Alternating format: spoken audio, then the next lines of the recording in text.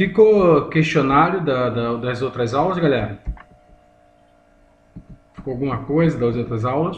Dúvida, questionário? Não tô ouvindo, Margot, você tá no mute. Tem um questionário para corrigir. Questionário. Então Tem um vamos lá. só. Então e aí, como é que é o questionário? O que que a gente pediu? O que que a gente falou semana passada? Sobre.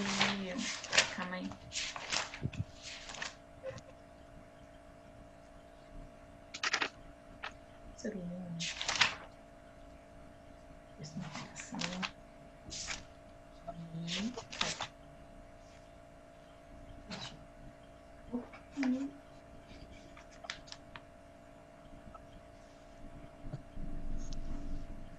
Eu não quero falar, não. Não quer falar, não? A número 1 é para doenças pulmonares difusas. Quais as Essa aí fases de já estudo corrigiu. Já? devem ser realizadas? Já, a gente botou lá no. Não?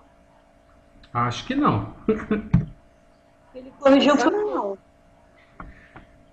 porque enumere 10 explicações para Ah, não, essa aí não, pode continuar. Eu confundi. Tá aí, né, maluca? Fica assim não, gente. Relaxa.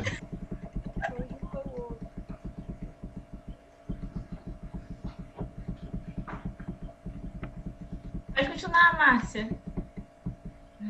Márcia? Oi? Vamos lá. Obrigada.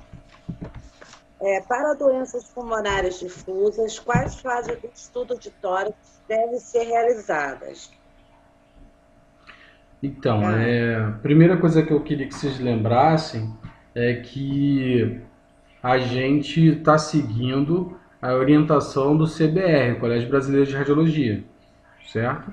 Sim. É uma forma de parâmetro, né? Isso sempre vai modificando, cada lugar gosta de fazer uma coisinha diferente, nova. O importante é a gente também saber promover aquele diagnóstico do paciente, porque se a gente não souber fazer o exame, não adianta nem o médico saber laudar e o inverso também. Não adianta a gente saber fazer um exame incrível e, e o médico não ter o médico responsável ou o médico que estudou aquilo para laudar, ok? Como um exemplo, eu trabalho num lugar que eu fiz umas reconstruções legais, interessantes. E aí um médico, lógico, que é da área dele, ele falou, puxa, dá para fazer isso nesse determinado lugar? Ele falou, dá. Inclusive a equipe técnica também sabe fazer, só que é uma área específica que determinados médicos precisam estar prontos para isso. Né? Não é médico radiologista normal, é um médico radiologista específico, um médico de outra especialidade, tá? Para poder laudar. Depois eu falo para vocês, sem estar gravando. Mas a gente não tinha nesse lugar o corpo de médico específico para poder laudar. Então, desculpa, eu tirei onda e falei assim, o corpo de técnico sabe fazer, agora é com vocês. Entendeu? Fala lá. a Flávia está pedindo a senha para ela poder. Ixi, senha. Uma coisa que eu nunca sei.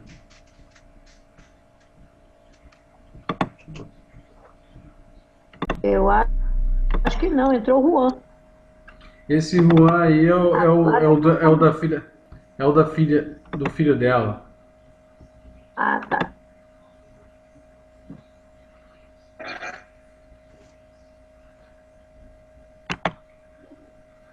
Vamos lá, gente. Vamos continuar a parte que a gente falou. A gente fez uma pergunta sobre o protocolo.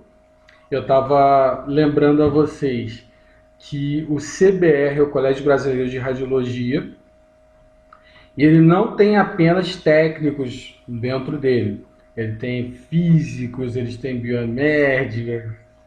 Mentira, não vou fazer isso não. Eu tenho amigo de biomédica. eles têm tecnólogos, eles têm, inclusive médicos envolvidos, entendeu? Cada um dando a sua contribuição de pesquisa, de construção para a gente poder fazer o CBR acontecer. Então, a nossa pergunta é o quê? Sobre esse protocolo de doenças pulmonares difusas. O que a gente quer saber?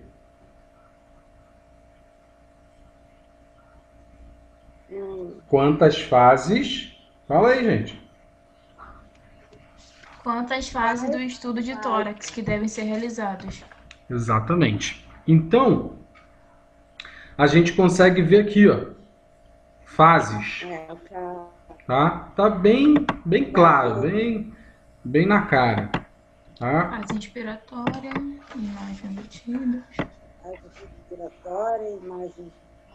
A gente tem a fase inspiratória, tá? E tem a fase expiratória, tá? Como o nome já diz, inspiração, colocar o ar para dentro, e expiração, jogar todo o ar para fora, ok? Dúvidas? Parece bobeira, parece simples, mas tem diferença no parênquima pulmonar, tá? Ele fica mais expandido quando você está em fase de inspiração, você vê ele muito mais cheio, e você vai ter ele muito mais reduzidinho na fase de expiração, tá? Inclusive parece até algumas lesões, algumas outras coisas que ficam mais espessas. O tamanho dele aumenta e diminui nessas fases. O que você ia falar? Foi Margot, foi Márcia, foi quem?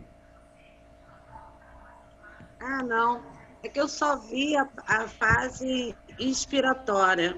A fase expiratória no meu não vi. Show.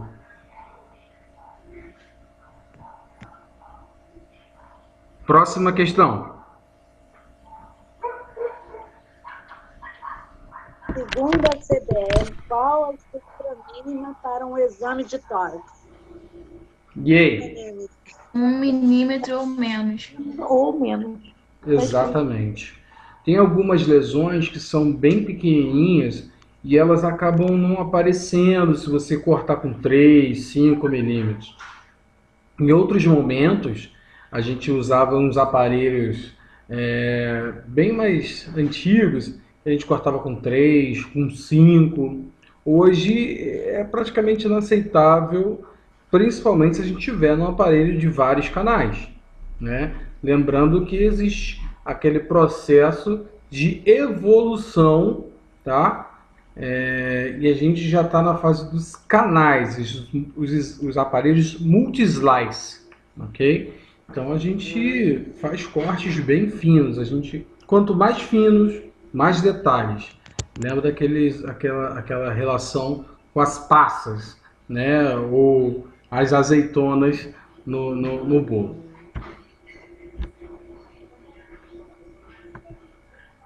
Que você consegue ver no protocolo do CBR mesmo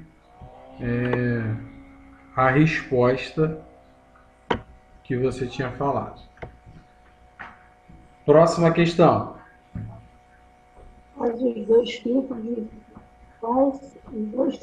filtro a serem utilizados. Também está aí a resposta. Exatamente. O filtro das partes moles. De partes moles. Isso aí. Tá? No filtro de pulmão, você vai conseguir identificar exatamente como está o parênquima pulmonar. Tá? Se você olha aqui, ó, isso aqui é um filtro de pulmão. O resto não está muito bem elucidado ali. Não está muito demonstrado. Aqui a gente quer ver aquilo que é tecido parenquimatoso. A gente já chama de tecido pulmonar. Tá? Assim, a gente fica, Fala. o filtro para mostrar, a gente tem uma visão legal do pulmão. Cada filtro e janela, né, que é um casal, né? O filtro e a janela eles andam juntos. Tá? A gente não pode usar filtro e janela de um com filtro de janela de outro. Quer dizer, um filtro de um com janela de outro. Se a gente quer ver mediastino, a gente quer ver aqui, ó, os músculos, a gente quer ver bem aqui, ó, sistema circulatório com a aorta ascendente, a aorta descendente, tá? Se a gente quer ver aqui o tronco pulmonar, isso aqui é um corte axial, tá? É um corte dividido entre superior e inferior. A gente chama muitas vezes de corte bolinha, tá? A gente corta aqui, ó. Pronto. Então é na altura aqui do externo. Se a gente quer ver, por exemplo, aqui a gordura, a gente vai precisar utilizar a janela e filtro de mediastino. Mesmo corte, mesmo momento, a gente vai utilizar aqui, ó, a janela e filtro de parênquima, para a gente observar exatamente o parênquima pulmonar. Você não consegue observar bem o mesmo parênquima pulmonar na janela de mediastino, tá? Então, para a gente poder ter uma definição legal, para a gente conseguir melhorar a nossa qualidade de diagnóstico, a gente vai utilizar a janela e filtro de mediastino para a gente olhar o sistema circulatório, para a gente olhar, por exemplo, o canal medular, tá? Para a gente olhar, por exemplo, já eu enumerei várias coisas no mediastino, para a gente ver direitinho parênquima pulmonar, tecido pulmonar, a gente vai utilizar aqui, como eu falei, a janela e o filtro de parênquima. Dúvidas? Beleza. Taiane, cadê a tua amiga? Que sempre tá rindo contigo. Tô no banho. Já acabei, tô aqui.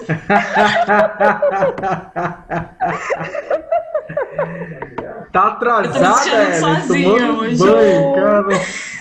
Me atrasei, ela já avisou, falou em casa consegue se atrasar. Ai, meu Deus do céu. Tô tão quieta, tô me sentindo muito sozinha aqui. Vamos lá, próxima questão. Deixa eu ver. Deixa a Ellen falar, que a Ellen não tá falando nada. Eu não sabia nem que ela tava na sala. Mas qual é a próxima? É 3? A 4.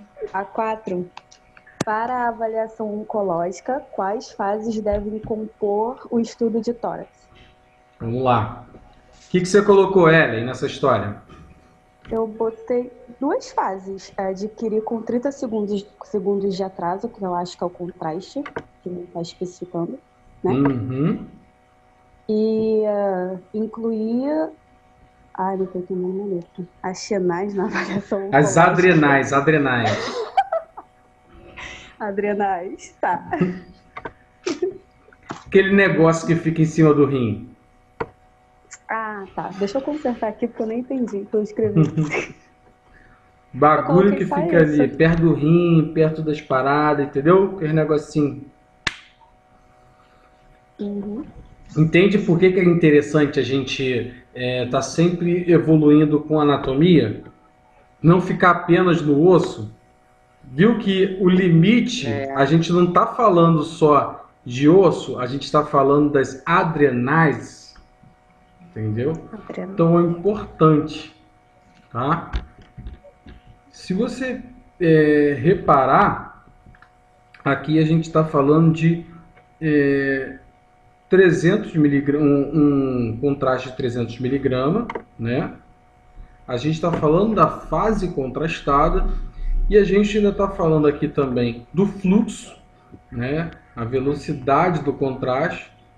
A gente está falando aqui, ó, de 2 a 3 ml por segundo, a quantidade de contraste por segundo, E aí a gente ainda está falando que será feito com 30 segundos, tá? Então vai ser mais ou menos uma fase arterial. Isso é um protocolo da CBR, tá? Em outros lugares a gente vai acabar fazendo um exame que a gente chama de trifase, o sem contraste, o arterial, o venoso, tá? Então, essa seria a vez.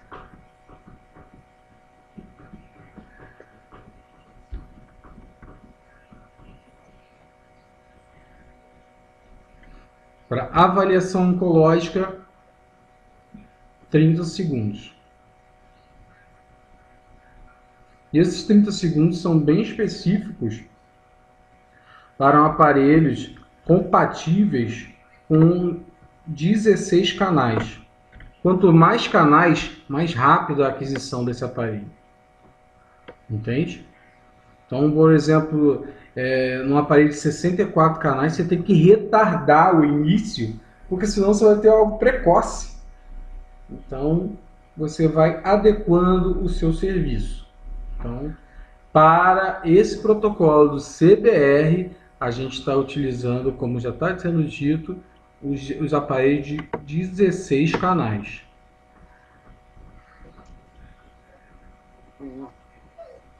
Eu tanto trabalho, já trabalhei com aparelhos de 6 canais, já trabalhei com aparelhos de 8 canais, já trabalhei com aparelhos de 64 canais, trabalho hoje com de 128 canais, tá?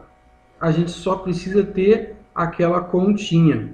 E aí, se você quiser fazer uma referência, assim como no raio-x, você está tão acostumado a fazer as contas de kVms, acaba entrando na sua cabeça o cálculo de arterial, portal, é muito menos conta, né? kVms são milhares de kVms para milhares de biotipos, milhares de fenótipos, né, do paciente. Então chega até a ser simples, muito bobo, muito fácil, tá? Você vai gravar. Eu gosto também de falar que é fácil porque as pessoas gostam de mentir que é difícil, tá? Porque na hora de... Eu acho que é até interessante, de verdade. Porque se for para falar para outras pessoas, para valorizar nosso trabalho, fala que é difícil. Continua falando que é difícil. Não, nossa, foi um dia exaustivo, que fazer muita conta, muito difícil. Mas no fim das contas, fica aquilo no coração. Foi fácil pra caramba, um monte de coisas lá tá programado, tá? Exame, por exemplo, nessa época de Covid, a gente faz bastante exame. É mais difícil limpar toda a sala para poder garantir que o próximo não receba a contaminação cruzada do que realmente fazer o exame, porque é sem contraste, é um exame onde você tem que delimitar o início e o fim perfeitamente. Então, de verdade, só é cansativo fazer tanto exame, mas de verdade tá tranquilo. Nunca fiz tanto exame repetido na minha vida. Imagina. Próxima questão. Fala aí, Marcinha.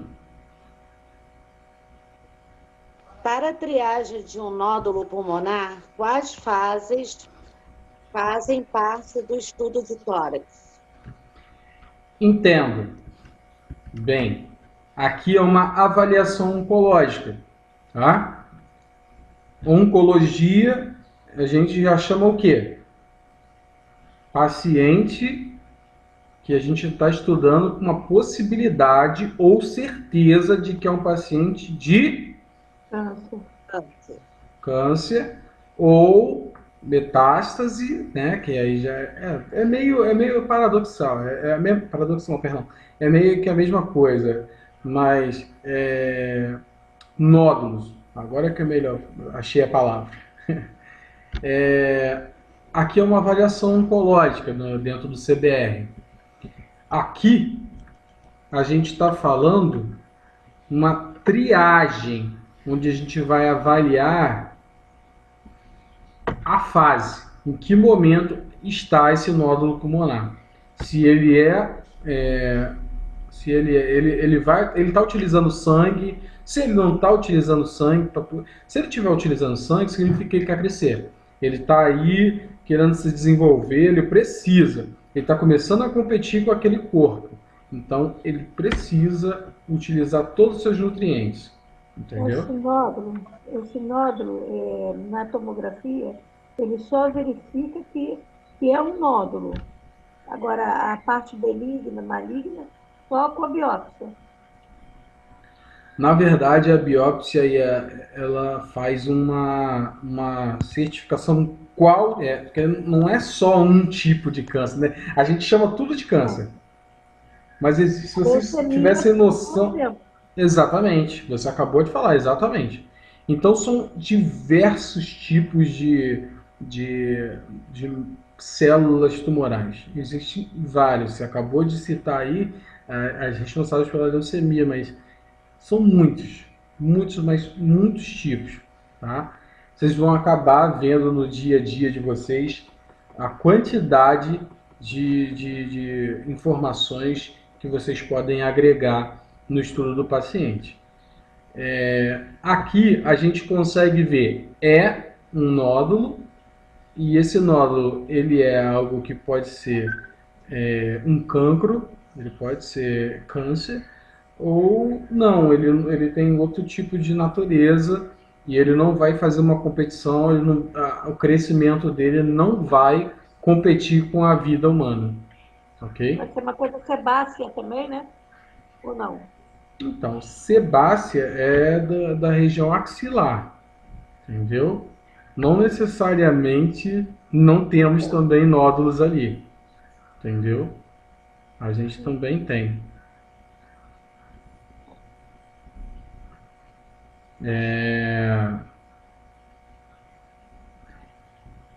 Quais são as respostas, galera?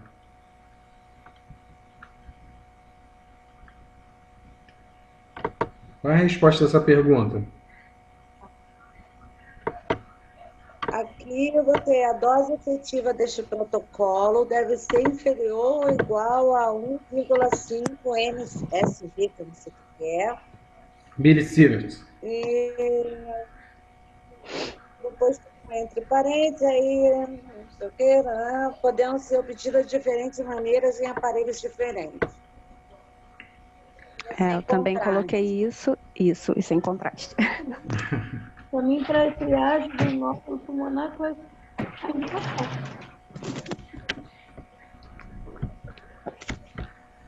Exatamente. O protocolo de nódulo pulmonar, no CBR, ele não precisa mesmo de contraste. Tá? Então você precisa apenas fazer uma aquisição, igual a que você está fazendo para o Covid, entendeu?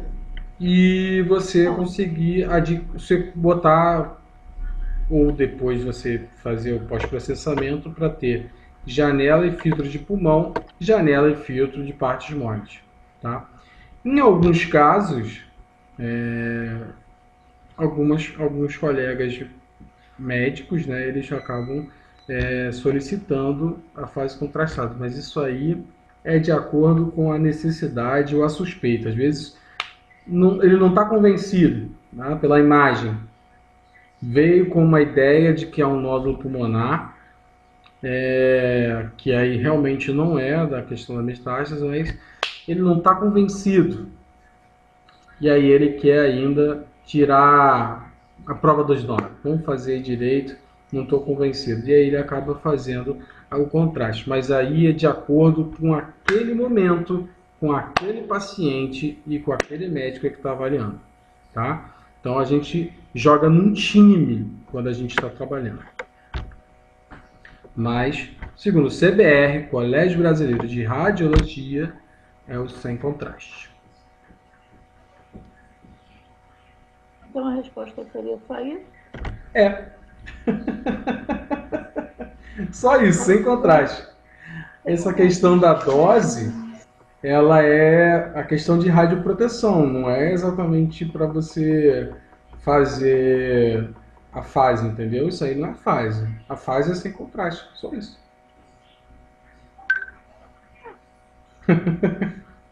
Indicação sem contraste, né? Próximo.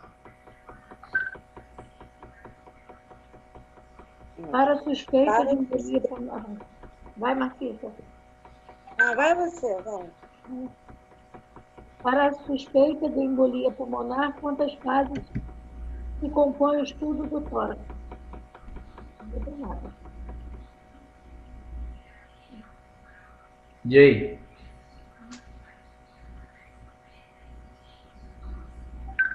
Fala, Para Taiane. pulmonar, quantas fases contém o estudo do tórax?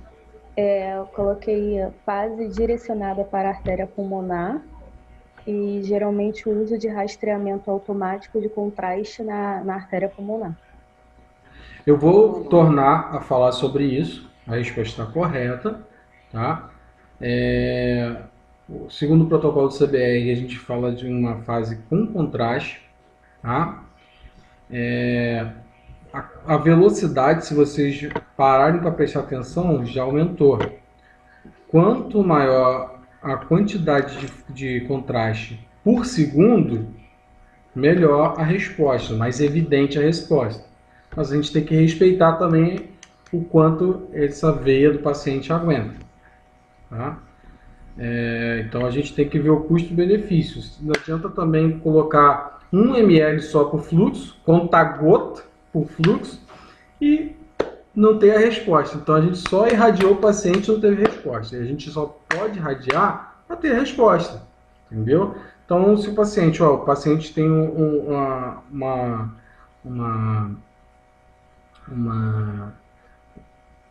vascularização um pouco... Uma fragilidade capilar, lembrei. Uma fragilidade capilar e não vai ajudar muito, tá? Porque tá estourando a veia, então não vai conseguir. Né? Exatamente. Então, você já conversa com o médico que vai laudar e fala assim, ó, você acha que é interessante fazer essa fase uma vez que a gente só tem tanto de fluxo, a gente não vai ter a quantidade de fluxo necessário? Nessa fase a gente acaba chamando de angiotomografia, tá? É feita na pequena circulação. A gente tem no máximo 8 segundos para poder conseguir fazer o exame. 8 segundos, não 8 segundos do paciente, mas começou a fazer o contraste, começou a injetar contraste, em 8 segundos você já tem que adquirir. Tá? Se você não tiver como monitorar o contraste, assim, ó, fazendo várias imagens assim para ter certeza que o contraste chegou no local correto, aí você realmente vai ter que contar de cabeça 8 segundos.